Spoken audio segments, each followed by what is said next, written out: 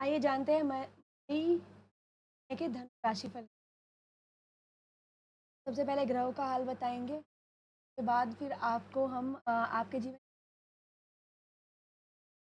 तो ये जो महीना है मई का, तो ये महीना सामान्य तौर पर आपके लिए मिले-जुले परिणाम दे सकता है। जिसका दूसरा हिस्सा काफ़ी अच्छे परिणाम देता है। इस महीने सूर्य का गोचर उच्च अवस्था में पंचम भाव में रहेगा। एक और जहाँ उच्च का होना अच्छी बात है, वहीं हमें सूर्य अच्छा नहीं। ऐसे में सूर्य आपको एवरेज या मिले-जुले जबकि महीने के दूसरे हिस्से में सूर्य का गोचर काफ़ी ही अच्छे परिणाम मंगल का गोचर अष्टम भाव में नीच अवस्था में रहेगा, अतः मंगल से अशुभता की उम्मीद आपको नहीं रखनी। ग्रह का गोचर 7 मई तक 7 मई तक पंचम जबकि बाद में छठे भाव में रहेगा। अतः बुध से ही इस महीने मिले-जुले परिणामों की उम्मीद रखी जा सकती है। बृहस्पति महीने के पहले हिस्से में कमज़ोर काफ़ी अच्छे परिणाम दे सकता है। शुक्र का गोचर सामान्य तौर पर परिणाम देता हुआ प्रतीत हो रहा है। शनि का गोचर इस महीने कोई विशेष अनुकूलता नहीं दे सकता। वहीं राहु का गोचर महीने के पहले हिस्से में कमज़ोर तो दूसरे हिस्से में अच्छा। केतु का गोचर इस महीने असमर्थ रहेगा अर्थात मई आपको मिले-जुले हुए प्रत्यय से महीने का पहला हिस्सा कुछ कमज़ोर तो वहीं दूसरा हिस्सा अनुकूल परिणाम दे सकता है। तो ये तो रहे आपके ग्रहों का हाल। अब चलते हैं आपके अलग-अलग पहले आपके कार्यक्षेत्र के बारे में हम बात करेंगे। तो आपके करियर स्थान के स्वामी ग्रह इस महीने 2 बार अपनी स्थितियाँ बदलने वाले हैं। महीने की शुरुआत के समय ग्रह मीन राशि में चतुर्थ भाव में नीच अवस्था में से जो औसत परिणाम है उसकी आप कर सकते हैं। 7 मई से 23 मई तक ग्रह पंचम भाव में गोचर करेंगे। पंचम के गोचर को अच्छा नहीं माना गया। हालाँकि 23 मई के बाद बुध ग्रह की रहेगी। इन कारणों से इस ग्रह के द्वारा आपको मिले-जुले परिणाम दिए जा सकते हैं। लेकिन ज़्यादातर समय बुध ग्रह की जो स्थिति है कमज़ोर रहता है। व्यापार व्यवसाय में इस महीने बड़ा रिस्क रहेगा क्योंकि उतार-चढ़ाव का प्रभाव इस महीने आपके करियर यदि आप नौकरी में बदलाव करने के तो महीने की आखिरी सप्ताह में ही ऐसा करना आपके लिए समय के पहले हिस्से में राहु केतु का गोचर ऐसा ही चल रहा है। महीने के दूसरे हिस्से का जो गोचर है वो ग्रह की सकारात्मकता तथा अन्य ग्रहों की सकारात्मकता स्थिति बना रहा है जो कि हम दे सकेंगे। कहने का तात्पर्य यह है कि कार्यक्षेत्र क्या है इसमें से महीने का दूसरा हिस्सा अनुकूल तो वहीं पहला हिस्सा कुछ कमजोर परिणाम दे सकता है। अब चलिए आपके आर्थिक जीवन के बारे में बात करेंगे। तो आर्थिक मामले की बात करें तो लाभ भाव को यह एक अनुकूल बात है। ग्रह के गोचर की बात करें तो 8वें भाव लाभ भाव को भी अनुकूलता देना चाहेंगे। भाग्य स्थान के स्वामी सूर्य का गोचर भी आपके लाभ भाव पर डालेगा अर्थात इसमें कर्म के अनुसार लाभ मिलने की अच्छी संभावना है। पिछले दिनों में किए गए प्रयत्न भी आपके पहले हिस्से में आपको लाभान्वित इस महीने धन लाभ के स्वामी स्वाभाविक है कि बचत के मामले में भी महीना थोड़ा कमजोर रह सकता है। दूसरे भाव पर मंगल धन को खर्च करवाने का काम कर सकता है। हालांकि धन का कारक येन केन प्रकारेण आपका सहयोग देंगे। कहने का तात्पर्य लाभ की दृष्टि रहेगा। तुलना करें तो महीने का दूसरा हिस्सा और ज़्यादा लाभ करवा सकता है क्योंकि ये कारक के हिस्से से आपके लाभ भाव पर हो जाएगी जो विभिन्न माध्यमों से आप करवाना। चलिए बात करते हैं स्वास्थ्य के बारे में। स्वास्थ्य के दृष्टिकोण से मई का महीना आपको औसत से बेहतर परिणाम दे सकता है। हालांकि महीने के पहले हिस्से में आपके लग्न या राशि के स्वामी ग्रह बृहस्पति आपके छठे भाव में रहेंगे। यह थोड़ी सी कमजोर स्थिति है लेकिन इसके बावजूद भी कोई बड़ी स्वास्थ्य समस्या आपको नहीं।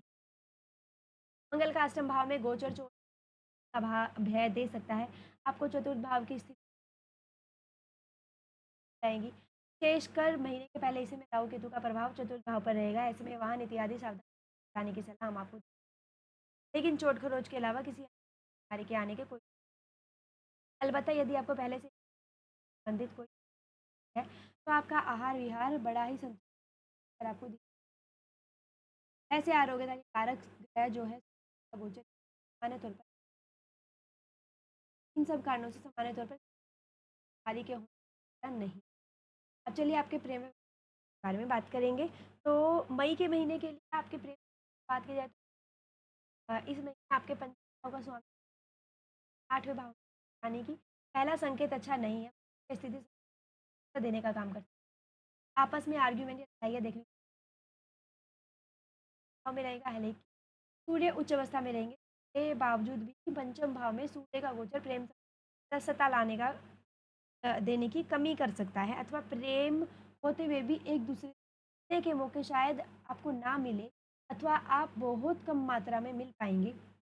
और बड़े बुजुर्गों का हस्तक्षेप भी आपकी लव लाइफ में देखने को मिलेगा कि महीने के दूसरे हिस्से में सूर्य का प्रभाव पंचम भाव से दूर हो जाएगा, और फलस्वरूप जो क्या है वो तुलनात्मक होंगी।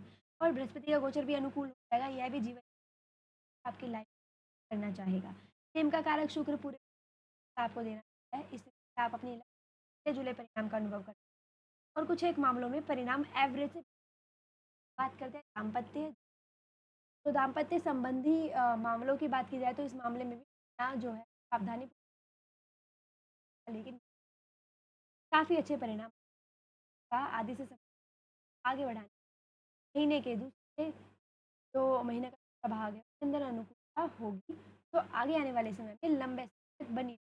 अब चलिए आपके पारिवारिक जीवन, तो पारिवारिक मामलों आपको एवरेज से कुछ शनि इस चौथे भाव में अपने ही नक्षत्र माने तौर पर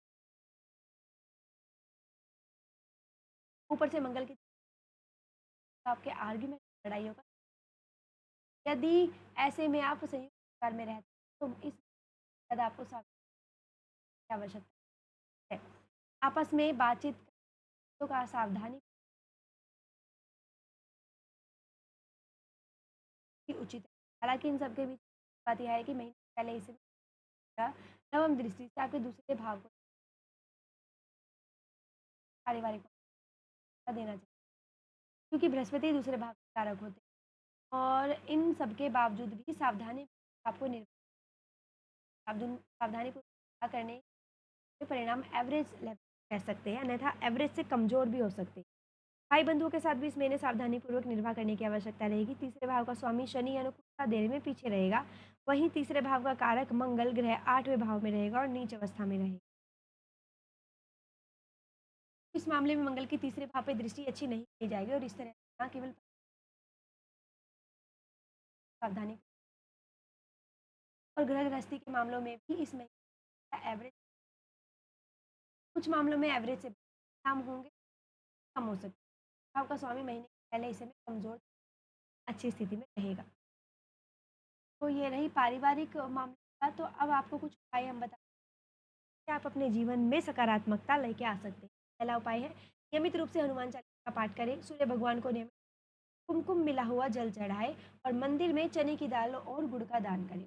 ऐसे ही अन्य राशियों को जानने के लिए हमारे चैनल सब्सक्राइब करें, वीडियोस को लाइक करना ना भूलें।